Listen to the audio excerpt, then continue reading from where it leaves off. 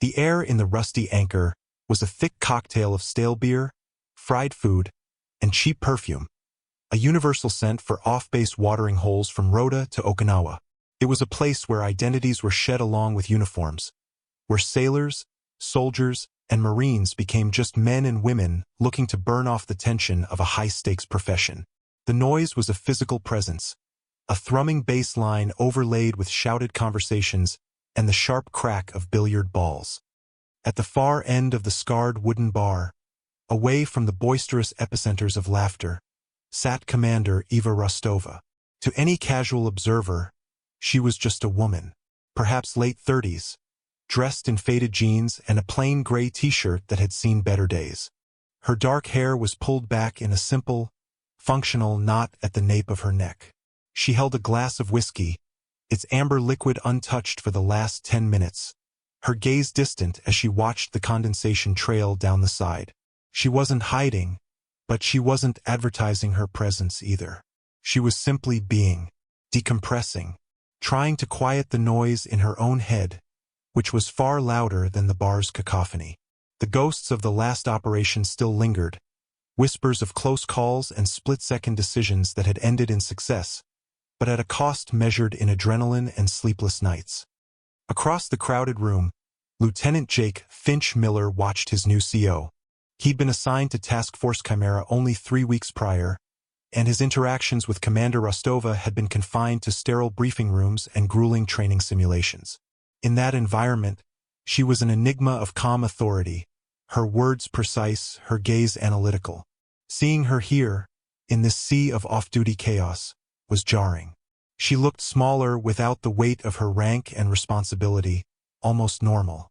He felt an awkward duty to approach, to say something, but the unwritten rules of social engagement between a junior officer and a commanding officer of her stature were a minefield. So he stayed with his own small group of sailors, nursing a beer and casting furtive glances her way. The relative peace of Eva's corner was shattered by the arrival of a human battering ram. Sergeant Rex Rhino Taggart of the 26th Marine Expeditionary Unit moved through the crowd with the entitled swagger of a man who believed his physical presence was a universal passport. He was big, with a bull neck and arms thick with muscle and patriotic tattoos. He and his 2 companions, both corporals trying to emulate his bravado, were several drinks deep and radiating belligerence. "Look what we got here, boys," Taggart boomed, his voice cutting through the din as he leaned an elbow on the bar next to Eva. His proximity was an immediate invasion of her space. A little bird, all alone in the nest. Eva didn't turn. She continued to stare into her glass, her posture unchanged. A lesser person might have tensed, but she remained utterly still, a rock in a loud, churning river. Her senses, however, were wide awake. She registered his scent, stale sweat, cheap cologne, and whiskey. She noted the slight slur in his speech, the overconfident posture that betrayed a lack of true balance. She catalogued his friends flanking him at a 5 and 7 o'clock position. The assessment was subconscious, automatic, a program that never shut down. "What's the matter, sweetheart? Cat got your tongue?" Taggart pressed, leaning closer. He smirked at his friends, who snickered on cue. "Or you just waiting for a real man to come along and buy you a drink?" Eva finally turned her head, slowly. Her eyes, a cool and unsettling shade of gray, met his. There was no fear in them, no anger, just a flat, dispassionate observation. "I have a drink," she said, her voice quiet but clear. The simple, factual statement seemed to infuriate him more than any insult could have. It was a dismissal. He wasn't used to being dismissed. He was Sergeant Taggart, a Force Recon Marine, a man whose physical prowess was the core of his identity. He saw a woman in civilian clothes alone, and his mind filled in the blanks with its own crude assumptions. She was a clerk, a supply tech, maybe a military wife waiting for a husband who was probably deployed. Someone soft, someone who should be impressed by him. "Feisty," he grunted, the smirk tightening into a sneer. "I like that." He planted a thick hand on the bar, effectively boxing her in. "You know, a place like this isn't safe for a lady by herself. Lots of animals out here." He puffed out his chest, the implication clear. He was the alpha animal, her would-be protector or her primary threat. "I'm aware of my surroundings, Sergeant," Eva replied, her gaze flicking down to the stripes tattooed on his forearm before returning to his eyes. The use of his rank startled him for a fraction of a second. His friends exchanged a confused look. How did she know? Maybe her husband was a Marine. The thought only emboldened him. He was performing now not just for her, but for his audience. "Oh, you know a sergeant when you see one? Impressive," he mocked. "Must have a lot of experience with us grunts. Tell you what, you finish that sad little drink, and I'll buy you a real one. Then you can tell me all about your boring desk job while I tell you what it's like to be a real warrior." Eva picked up her glass. For a moment, Taggart thought she was accepting his offer. Instead, she drained the last of the whiskey in one smooth, economical motion. The ice cubes clinked softly in the empty glass as she set it back on the bar with a quiet finality. She reached into her pocket, pulled out a few euro bills, and laid them on the wet wood. "I'm leaving now," she stated, not as a request, but as a fact. She turned to move away from the bar. Taggart's ego, already bruised, couldn't allow it. He couldn't let her walk away. He couldn't let her have the last word. He shifted his body, blocking her path completely. The jovial menace in his tone evaporated, replaced by something colder, something uglier. "I don't think so," he said, his voice low. "We were having a conversation." "The conversation is over," Eva said. Her own voice had dropped, losing its neutral tone and taking on a subtle, hard resonance, like steel wrapped in velvet. "Step aside." From across the room, Jake Miller felt a knot of anxiety tighten in his stomach. This was escalating. He knew he should do something. She was his commander. But what? Walk over and confront 3 drunk, aggressive Marines? Reveal her rank and create an inter-service incident? He was frozen by indecision, a novice watching a game he didn't understand. Taggart saw her refusal as the ultimate challenge. His buddies were watching. The bartender was watching. He felt his authority, his very masculinity, being questioned by this woman who refused to be intimidated. His face flushed with a mixture of alcohol and rage. He reached out and grabbed her arm, his fingers digging into her bicep. "You leave when I say you can leave." The moment his hand made contact, the atmosphere around Eva changed. It was an infinitesimal shift, but it was as profound as a drop in barometric pressure before a storm. The weariness in her eyes vanished, replaced by a focus so absolute it was chilling. All the ambient noise, all the distractions, all the ghosts of past missions, they all receded into nothingness. There was only the threat, the point of contact, the man attached to it. Her gray eyes locked onto his. "You have 1 second to remove your hand, Sergeant," she said. The words were spoken with no inflection, no emotion. It was the same tone she used when giving a final command before a breach. A tone that promised irrevocable consequences. The sheer, unadulterated confidence in her voice gave him a moment's pause. A flicker of doubt, a tiny warning bell in the alcohol-soaked recesses of his brain, told him he had made a serious miscalculation. But pride was a more powerful force than reason. He squeezed harder. "Or what?"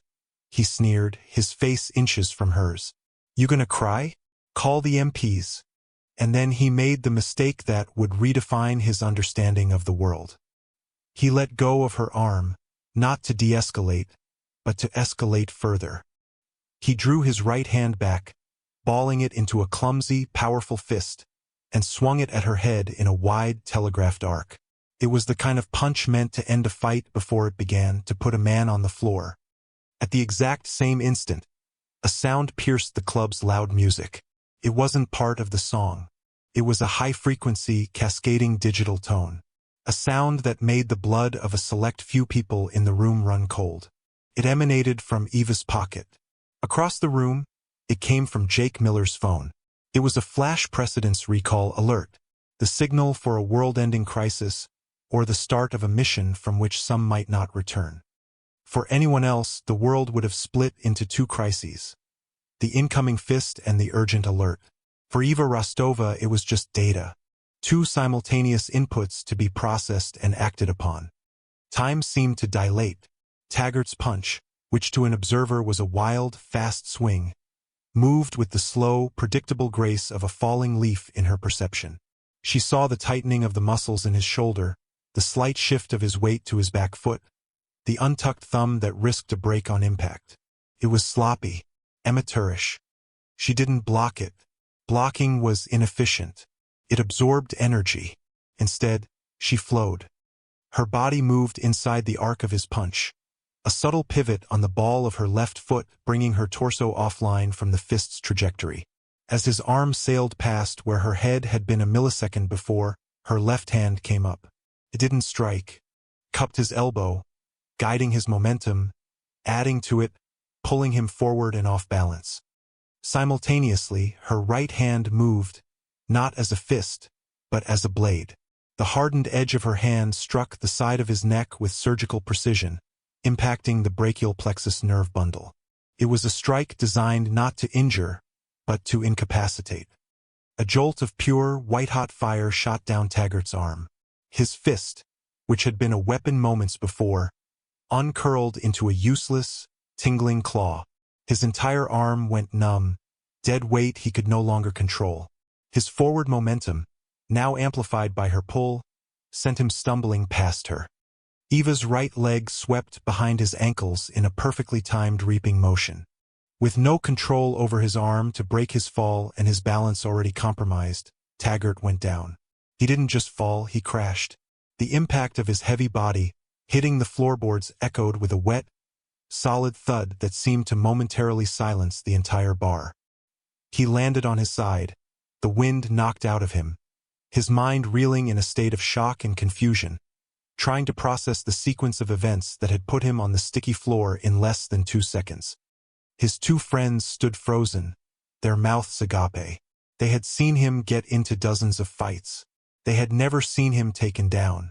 They certainly had never seen it done so quickly, so cleanly, by a woman half his size. Eva didn't spare Taggart a glance. He was a neutralized threat, an object no longer relevant. Her focus was already singular. Her hand was in her pocket, retrieving the phone that was still emitting its shrill, urgent cry. Her thumb swiped across the screen, unlocking it. An encrypted message filled the display. A string of alphanumeric code, a set of coordinates, and a single word, scimitar. Her eyes scanned the room, instantly finding Lieutenant Miller. He was already on his feet, his own phone in hand, his face pale. The indecisive young officer was gone, replaced by a soldier who had just been called to action. Their eyes met across the crowded space. Eva gave a single, sharp nod. It was an order, a confirmation, an entire briefing condensed into one silent gesture. Move, now. Miller nodded back, turning to the two other sailors with him, both members of their unit's support team, and barked, "Go! Go! Go!" They began moving towards the exit with a purpose that parted the stunned crowd like a ship's prow through water. Eva turned and walked towards the door, her stride calm and unhurried. The bouncers, who had started to move in at the first sign of a physical altercation, simply stopped and stared, their instincts telling them this was something far outside their pay grade. They watched her pass, a quiet woman in a gray t-shirt, who had just dismantled a Marine sergeant without breaking a sweat and was now walking away as if she were merely leaving for a breath of fresh air. She didn't look back. The past, be it 30 seconds or 30 years, was irrelevant. Only the mission mattered. The transition from the sticky chaos of the bar to the cold, sterile efficiency of the Joint Special Operations Command Tactical Operations Center was a physical and mental shock. The air here hummed with the quiet whir of servers and smelled of ozone and stale coffee. Dimly lit, the room was a cavern of glowing screens displaying satellite feeds, drone imagery, and streams of intelligence data. The atmosphere was thick with a controlled, professional tension. At the center of it all stood General McQuaid, a man whose face seemed permanently etched with the weight of the secrets he carried. He held a secure satellite phone to his ear, his knuckles white. "Confirm the window," he growled into the receiver. "I need a hard timeline. Now." Eva Rostova entered, and the change in her was absolute. The unassuming woman was gone, stripped away to reveal the core of her identity. She now wore sterile tan combat fatigues, her hair pulled back even tighter, her face devoid of any expression except intense focus. She moved to the central holographic map table, her eyes already scanning the torrent of information being fed to the displays. She was no longer Eva. She was Spectre Actual. "Give me the sit rep," she said, her voice calm and level, cutting through the room's nervous energy. McQuaid ended his call and turned to her. His expression was grim. "It's him, the Caliph. We finally pinned him down. A safe house in the Al-Jaf Desert, 20 clicks inside a contested border. The host nation just gave us a 90-minute green light. After that, the window is slammed shut and they deny everything. Political nightmare." An analyst pointed to a high-resolution thermal image on a large screen. It showed a compound, a collection of low-slung mud brick buildings surrounded by a high wall. Red signatures, dozens of them, patrolled the perimeter. ISR confirms at least 50 combatants, dug in, likely with heavy weapons. We've got a predator overhead, but the cloud cover is intermittent. He's scheduled to move at sunrise. That gives you 74 minutes, from right now, to get in, get him, and get out. It was an impossible mission. A conventional force would need days of planning. A standard special forces unit would need hours. Eva had minutes. "What assets are spun up?" she asked, her mind already working, processing variables, calculating probabilities. "Your team is en route to the airfield. 2 Ghost Hawks are hot, ready for launch." "That's it," McQuaid said. "The closest QRF is a Marine fast platoon, but they're 40 minutes out. By the time they could get there, you'd either be gone or overrun." Just then, the doors to the TOC hissed open and a group of Marines were ushered in. They were the standby unit, recalled from whatever corner of the base they'd been scattered to, now looking confused and anxious. Leading them, his face pale and his right arm now cradled in a makeshift sling, was Sergeant Rex Taggart. He was hustled towards the back of the room, near the communications consoles, to await instructions. His eyes scanned the controlled chaos, trying to make sense of the situation. And then he saw her. She was standing at the head of the main briefing table, the epicenter of the entire operation. General McQuaid, a man Taggart had only ever seen in official base-wide communiques, was standing beside her, listening to her, deferring to her. She pointed at the holographic map, her voice crisp and authoritative as she issued a stream of orders to a group of men who were the stuff of legend. The quiet professionals from the bar, now clad in cutting-edge combat gear, their faces grim and focused. These were the operators of Task Force Chimera. Taggart's brain struggled to connect the 2 images. The quiet woman at the bar, and this commander, this warrior queen holding the lives of everyone in this room in her hands. The memory of his crude words, his aggressive posture, his pathetic, easily countered punch, flooded back to him with the force of a physical blow. A cold, nauseating dread pooled in his stomach. It wasn't just that he had assaulted an officer. It was the horrifying, dawning realization of who he had assaulted. General McQuaid raised his voice, commanding the attention of the entire room. "Listen up. This is a GO mission, time-sensitive. The objective is HVT Scimitar. This operation is under the exclusive command of Commander Rostova." He gestured towards Eva. "Her call sign is Spectre. She and her unit, Task Force Chimera, are the tip of the spear. Everyone else in this room, communications, ISR, QRF, UR support. You will execute her orders instantly and without question. Is that understood?" A wave of murmurs rippled through the non-essential personnel. Spectre, Task Force Chimera. The names were whispered in the intelligence community and the special operations world, spoken with a mixture of fear and awe. They were ghosts, a Tier 1 unit so far in the black that their existence was officially denied. They were sent to the places where all other options had failed, the surgical tool for the most cancerous of problems. They were a legend, and no one knew who led them. Until now. Taggart felt like the floor had dropped out from under him. "Spectre, He had heard the stories in hushed tones in deployment tents. Spectre was the operative who had hunted down the warlord known as the Butcher of Benghazi in a 2-week solo operation. Spectre was the strategist who had planned the impossible hostage rescue from a hijacked oil rig in the South China Sea. Spectre was a ghost, a myth, a boogeyman to terrorists and a figure of reverence to other operators. And he had tried to punch her in a bar. He looked at her again, seeing her for the first time. The quiet stillness at the bar wasn't weakness. It was the coiled calm of a predator at rest. The dispassionate gaze wasn't disinterest. It was constant, ceaseless assessment. The controlled, effortless way she had put him on the floor wasn't a lucky move. It was the ingrained muscle memory efficiency of a master of her craft. He had mistaken a lion for a lamb, and the depth of his foolishness was a chasm that threatened to swallow him whole. Eva, for her part, seemed utterly oblivious to his presence, or at least she gave it no importance. Her universe had collapsed to the mission parameters. Her mind was a whirlwind of tactical geometry, timelines, and contingencies. "Finch," she said, and Jake Miller stepped forward, his eyes locked on her. "You're with me on Insertion Bird 1. You'll lead the Overwatch team. I want you on that Ridgeline Alpha 2 mics before we hit the compound wall. You will have eyes on all northern approaches. Call out any movement, anything larger than a dog."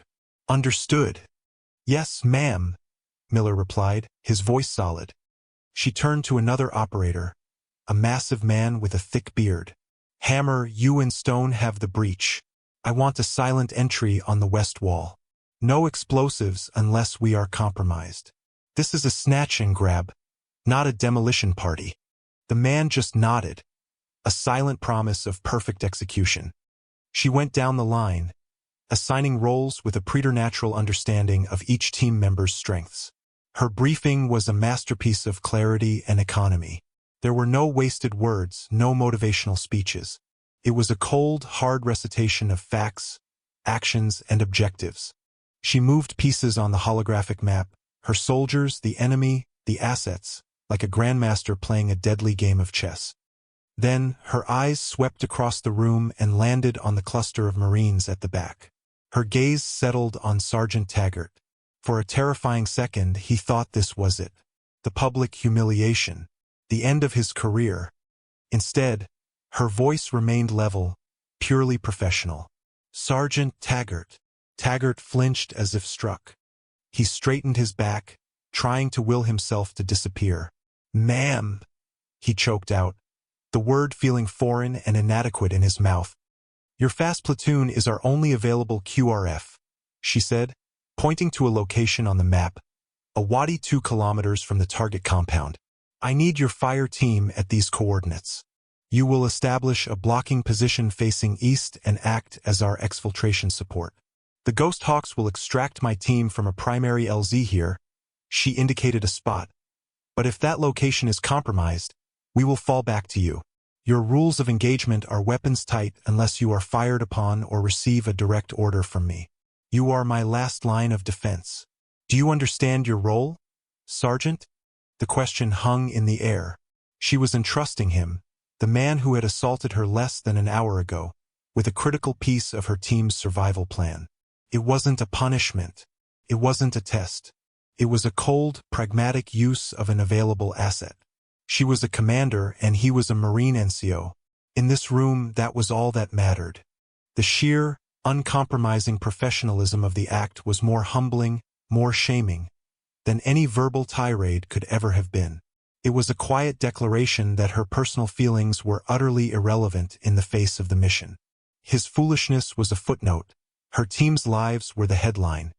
"Yes, ma'am," Taggart said, his voice raw with a mix of shame and a dawning, profound respect.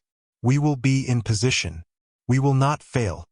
Eva simply nodded, her attention already moving on to the final communication checks. For her, the conversation was over. The piece was now on the board. The next hour was a symphony of controlled violence, orchestrated by a silent conductor. From her command seat aboard the lead Ghost Hawk, designated Spectre Actual, Eva watched the world through the godlike eyes of drone feeds and her operator's helmet cameras. The desert below was a monochrome landscape of gray and black, a hostile, alien terrain. Her voice over the encrypted comms network was a steady, calming presence in the storm of adrenaline and uncertainty. It never wavered, never betrayed emotion. It was simply a source of information, direction, and intent. Finch, give me a status on your perch. Spectre Actual, this is Overwatch. Jake Miller's voice came back, steady and clear. We are in position on Ridgeline Alpha. We have eyes on the compound. All quiet. No visible movement on the northern approach. Copy, Overwatch. Hammer, report. Breaching team is at the west wall. Setting charge for silent breach. Stand by. Eva watched on her tablet as a fisheye view showed two of her men placing a small, specialized charge on the mudbrick wall. A few seconds passed in silence, the only sound the low hum of the helicopter's electronics. Breach, breach, breach, Hammer's voice whispered. On the screen, a perfect, man-sized section of the wall crumbled inwards with a dull thud, raising a small puff of dust. The team flowed through the opening like water, melting into the shadows of the compound. The tension in the TOC, thousands of miles away, was a palpable thing. General McQuaid stood with his arms crossed, his eyes glued to the main screen, watching the cluster of blue icons representing Eva's team move deeper into the red-saturated hostile territory. Taggart stood at his comm station, listening to the chatter, his own team having confirmed they were in their blocking position. He felt a profound sense of disconnect. These were the same men from the bar, yet on the comms they were different beings. Their language was a clipped, efficient code of call signs and acronyms. They were a single, multi-limbed organism, and Eva's voice was the nerve impulse that directed it. Spectre, Overwatch. I have 2 men moving on the rooftop, east side. Copy, Finch. Let them pass. Do not engage unless they spot the entry team. Eva's order was instant. She was resisting the urge to eliminate threats, focusing solely on the primary objective, the HVT. A firefight now would compromise everything. He watched as 2 red icons on the overhead map moved across a rooftop and disappeared again. A test of discipline. A test Finch's team passed without a word. Spectre, this is Ghost 1. We are inside the main structure, moving to the identified target room. The helmet cam footage was tense and claustrophobic. Dark corridors, the green-tinged world of night vision. The operators moved with an eerie silence, their weapons held at a low ready, sweeping every corner. Contact, a voice hissed. A figure appeared at the end of a hallway. Before the man could even raise his rifle, he was dropped by a single, suppressed round. A quiet PHHT was the only sound. Spectre, we have the package, Hammer reported moments later. He is secured. Beginning exfil. Seemed too easy. And it was. Spectre Actual, Overwatch. Multiple vehicles approaching from the east. They're moving fast. Looks like a QRF. The trap had been sprung. They had been expected. All teams. Exfil to primary LZ now. Eva's voice remained ice-cold, betraying no hint of alarm. Wyvern 2, put rounds on those vehicles. Slow them down. From the Overwatch helicopter, a stream of minigun fire erupted, a terrifying sound even over the comms, like canvas being ripped. On the thermal feed, the lead truck exploded in a bloom of white-hot light. Primary LZ is compromised. An operator yelled over the sound of gunfire. We're taking heavy fire from the compound. This was the moment where operations fell apart. The critical decision point. All teams, fall back to Rally Point Bravo. Eva commanded without hesitation. We are moving to exfil point 2. Taggart, what is your status? The call came like a jolt of electricity. Spectre, this is Taggart, he responded, his voice tight. Perimeter is green. We are ready for you. Copy. We are coming to you. Prepare to provide suppressing fire on my command. Do not fire before my mark. Taggart relayed the orders to his men. He could hear the approaching firefight now, the distinct sound of his team's advanced weaponry mixed with the cruder chatter of AK-47s. His heart pounded in his chest. This was real. The legends were coming his way, and they were bringing hell with them. He saw them first as fleeting shadows, moving with impossible speed and grace between the rocks and scrub brush of the wadi. They were firing as they moved, a disciplined, coordinated withdrawal. Behind them, dozens of enemy fighters were closing in. "Taggart, Mark!" Eva's voice commanded from the darkness. "Light 'em up!" Taggart roared to his men. The Marine M240s opened up, their heavier rounds tearing into the advancing enemy line. The effect was immediate and devastating. The enemy advance faltered, the fighters diving for cover from the unexpected wall of lead. Under the cover of that fire, Eva's team sprinted the last 50 meters, sliding into the Marines' prepared positions. Eva herself was the last one in, calmly firing her rifle in controlled bursts to cover her team's final movements. She slid into cover next to Taggart, her face smudged with dirt, her eyes burning with an intense, feral light. "Ghost Hawks are 5 mics out," she said to him, her breathing barely elevated. "Keep their heads down." He could only nod, his own throat dry. He was kneeling beside a living myth, a woman who had just walked through fire and was as calm as if she were ordering a coffee. The debriefing room was quiet, filled with the weary satisfaction of a mission accomplished. The HVT was secured, sedated, and already on a transport to a black site. Task Force Chimera had suffered 2 minor wounds. No casualties. Against overwhelming odds, they had won. The operators sat cleaning their weapons, the quiet scraping of metal on metal a therapeutic ritual. The Marines of the fast platoon stood in a separate group, their awe and respect for the SEALs palpable. They had seen the impossible made real. Eva walked through the room, speaking quietly with each of her men, checking their conditions, her duty as a commander overriding her own exhaustion. As she passed the group of Marines, Taggart, his arm still in its sling, instinctively straightened up and snapped to the most rigid position of attention he had ever held.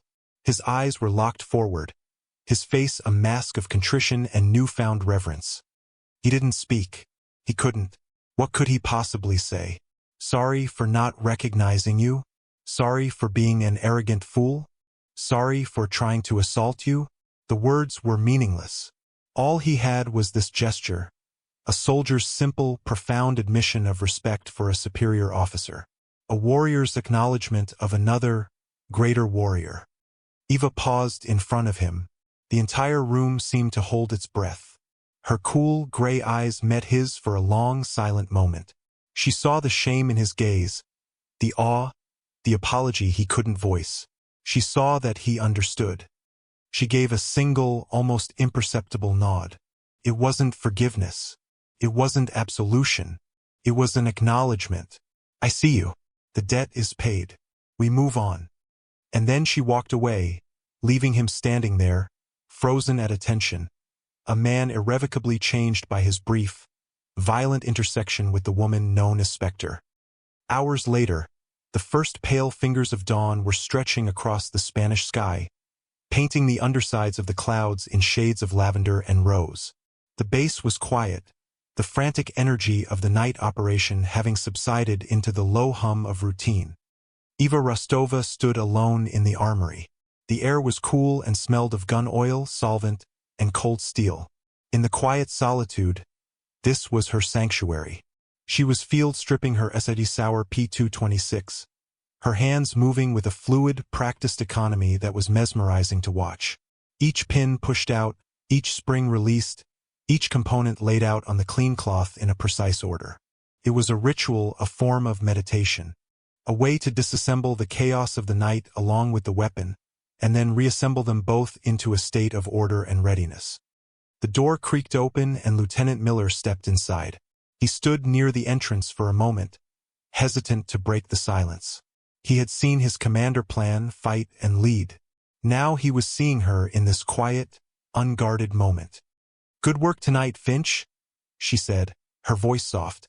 She didn't look up from the slide she was meticulously wiping clean. "You too, Commander," he replied. He shifted his weight, the words he wanted to say catching in his throat. "Ma'am, about the bar." Before the alert, I saw what was happening. I should have stepped in. I hesitated. Eva stopped her work. She set the slide down carefully and finally lifted her head, her gray eyes meeting his. Her expression was unreadable, a calm sea that hid unfathomable depths. "No, you shouldn't have," she said, her voice even. "You didn't know the context. You didn't know my capabilities. You saw a superior officer in a potentially compromising situation with 3 large, aggressive men. A direct intervention could have escalated it, created an inter-service incident, and compromised me. Instead, you held back. You observed. You assessed. You waited for my lead." She picked up the frame of the pistol, her fingers tracing its lines. "My team needs to be able to think, to analyze the situation before they act. They don't need mindless bodyguards. You did the right thing.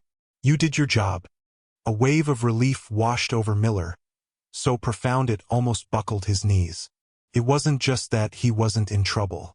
It was that she had seen his hesitation not as cowardice, but as tactical patience. She had understood his calculus. She began to reassemble the weapon.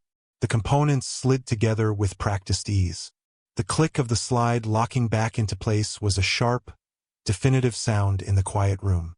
It was whole again, ready. She looked past him, through a small, grime-streaked window in the armory wall. The sun was just beginning to crest the horizon, flooding the world with new light. It was another day. For now there was peace. For now the ghosts were quiet.